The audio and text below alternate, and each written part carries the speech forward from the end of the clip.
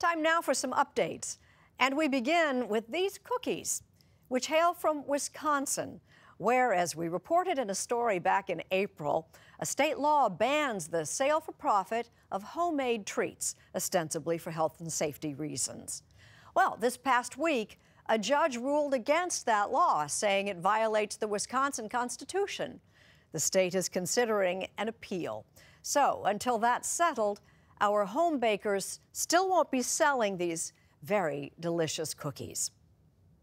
We received a pointed critique of our Sunday Morning Almanac last week from Francis Gary Powers, Jr., son of the U-2 spy plane pilot who was shot down and captured by the Soviets in 1960.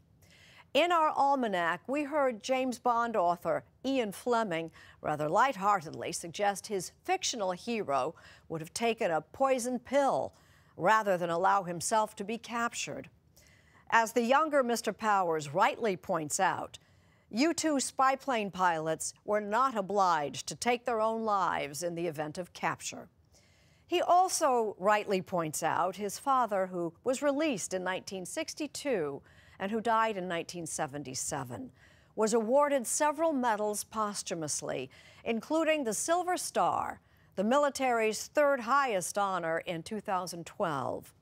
The citation says in part that Francis Gary Powers exhibited, quote, indomitable spirit, exceptional loyalty, and continuous heroic actions. And finally, something new. You may have noticed that earlier in the morning, we showed you this week's New York Times bestseller list.